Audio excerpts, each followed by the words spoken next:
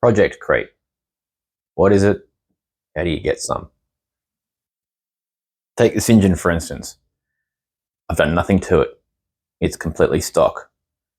I am free from project creep. So much like everything in life, project creep comes down to discipline and planning. Do you have discipline and planning? I don't.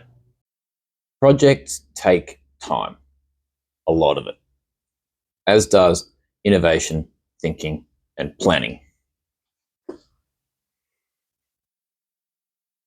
But why are innovation and planning bad for my project? Surely they'd be good, right? Well, yes, innovation and planning before you start your project is great. Innovation and planning, and most of all thinking after you've started your project, is bad. Very, very bad. So, why is this engine stock? Well, it's an interference engine, meaning that the valves occupy the same space as the pistons when the engine is running. Obviously not at the same time. So, as the piston comes up, the valve closes and there is a very small gap in there. And I need to maintain some sort of gap in there, otherwise bad things happen. So I can replace the cam with a very slightly bigger one and still run the engine. However, if I want a cam to make maximum power, I need to put a big cam in, which means I also need to put in dished pistons. I also need to probably upgrade my springs, retainers, valve guides, other things. So yeah, I can put a cam in here and make an extra 10, 15 horsepower, or I can do a bunch more work and put a cam in here and make 30 or 40 horsepower. So why would I put the $1,000 cam in here to make a few horsepower when it's not the best thing that I can buy? It's a stage 1 cam. Well, a lot of people do, and I probably should. But I know that if I start pulling this motor apart, I'm going to want to also replace the springs while I'm in there. I'm going to want to do valve guides while I'm in there. I'm going to want to port the head while I'm in there. I'm going to want to change the pistons while I'm in there. If I'm changing the pistons, I may as well change the bearings. If I'm changing the bearings, I may as well grind the crank. If I'm grinding the crank, I may as well knife edge the crank. I may as well deck the block. It builds up, and all of a sudden your $1,000 cam is a $20,000 engine build. That's one instance of project creep. To overcome this instance of project creep, discipline and planning. Say to yourself, I'm going to put a cam in this engine. That's all I'm going to do. It's in my schedule. I've got a list of things that I'm going to do to the car in stage 1. Stage 1 is a cam. Stage 1 is $1,500 coilovers. Stage 1 is a roll cage, a race seat, a steering wheel. We're going to go racing. Once we've done stage 1, we'll do stage 2 and we'll put more stuff on it. That's one way of overcoming this type of build creep. Another type of project creep is, for instance, what's been going on with this roll cage. So I had a plan in the beginning of what kind of cage I wanted to build. As I'm building the cage, I'm thinking about it and I'm thinking, well, maybe I can do this. Maybe I can delete that. Maybe. You end up overthinking things, double thinking things, rushing certain things, not thinking properly about other things, leaving out something you regret later or putting in something that you regret later. And regrets are not something that you want on a 3-year project. You want it to be perfect when you're done. So, as with this pillar bar here, do I need it? No. Is it useless? Yes. Does it look kind of cool? Yes. Do I need the roof bars up there? Do I need to do the door bars this way? No. But when I started this project, this is the picture I had in my head of how the cage was going to look. And I've just had to say to myself, this is the plan. This was the vision. Just do it this way. Don't change anything. Don't modify anything. Don't leave anything out. Don't put anything extra in, because you'll regret it. And trust me, you will regret it. So you may have questions like, how can I avoid build creep? Why do you have a mirror in your garage? What's best for me in my project? I don't have all the answers to all the questions. I don't know why there's a mirror in my garage. I guess someone liked to look at themselves. One of the best pieces of advice that I can give to you to avoid project creep is to keep your car running. Don't bite off more than you can chew. Remember that projects take 3 times as long and cost twice as much as you think. Stick to the program, right? exactly what you want, have a vision in your head, don't change it. Just do what's on the program, what's in the plan, what you've budgeted for, what you've scheduled for. If you change your mind halfway through, too bad. Build that car, sell it, start again, build something else, because changing the plan halfway through is why you find unfinished projects on the internet all the time. Another form of project creep is just simply to lose motivation in your build and not want to do it anymore. A lot of that comes down to, mental illnesses as well, depression, anxiety, stress, life changes, schedule changes, babies coming along, whatever. Don't rip your car down like this. Don't strip it down unless you're an experienced moron like myself. If it's your first build, keep your car intact. Try and tackle things that you can do in a weekend, or that you can do, over a few weekends or whatever.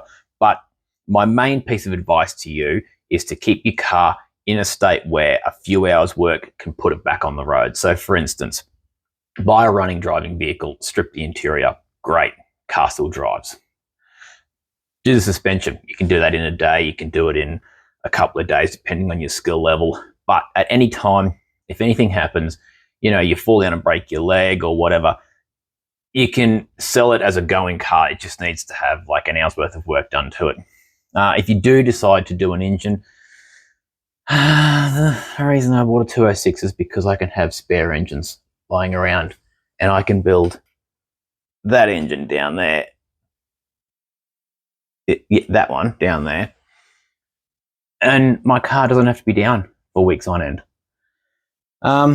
Roll cage is a bit of a difficult one because you kind of do need to strip your car apart to put a roll cage in, but at the same time, all I need to do is put the steering column and the cluster back into it, and this car will go. Car won't go. I don't think this car will ever run again. But anyway, I digress. That's my advice for, first projects is keep your car on the road or keep your car on the track. If you can't drive your car, if it looks to be a project too far, if it looks to be a hill too hard to climb, you lose motivation really quickly. If your car's ready to go, your mates on Thursday afternoon go, hey, let's go hit the track this weekend. You go, yep, great. Slap a few bits back on your car, get it back on track, get out there and drive it, because driving is motivation. Driving also highlights things that it may or may not need. So we all fall victim these days to a lot of social media with, guys buying brand new, really fast cars they've never driven before and automatically slapping twin turbo kits and aftermarket suspension on them. Does your brand new M3 competition need a turbo? You don't know. You've never driven it. It might be fine the way it is. You might be ruining the car. You don't know. Get out there, drive your car, work out what it needs, go back next weekend. Do that to it. Sorry, just hating on people with money again, but yeah, that's what broke people do. The third type of project creep, and it's one that I've been victim to in the past, is on a longer time scale. So I'm talking long-term projects, multiple year projects, long projects. So I picked up a lesser known Italian sports car when I was quite young. I didn't have a lot of money, obviously. I intended on doing it all myself, obviously. So I had to kind of channel my budget into certain areas. And I had a vision for the car, and it was to do like a sort of traditional European boy racer style. However, by the time I sort of got the car to a point where it was ready to start assembling it, I had changed. I had matured. I had grown. The car had also grown in value and rarity quite a bit over the 5 or 6 years that I was working on it. And all of a sudden, a boy racer style didn't really suit the project anymore. And I wanted to do more of a resto mod, sort of a traditional restoration, but with, some reversible mods to it. Obviously I had, a bit of cash in my pocket over the few years, and I'd already gone and bought my boy racer parts, which were now completely and utterly worthless. And I'd spent all my time and money building one thing only to change halfway through and want to build another thing. And what was I left with? I was left with a stripped down shell worth $600 and some lessons learned. So if you're undertaking a long-term project like this, yeah, I don't know what my advice is to you. You sort of have to, again, stick to the plan, I guess. You can't change midway through. And of course, be disciplined. Spend your money as you need to. Don't buy a collection of parts like wheels and torsion bars and things and then have them sit around for 3 years, because in that time you might change your mind and find out that your $3,000 wheels are worthless now because no one else wants them. They're not $3,000 wheels, don't worry about it, they're fine. What else can I say about Project Creep? That's about it. Deal with it. Or don't. I'm not your dad. Do what you want.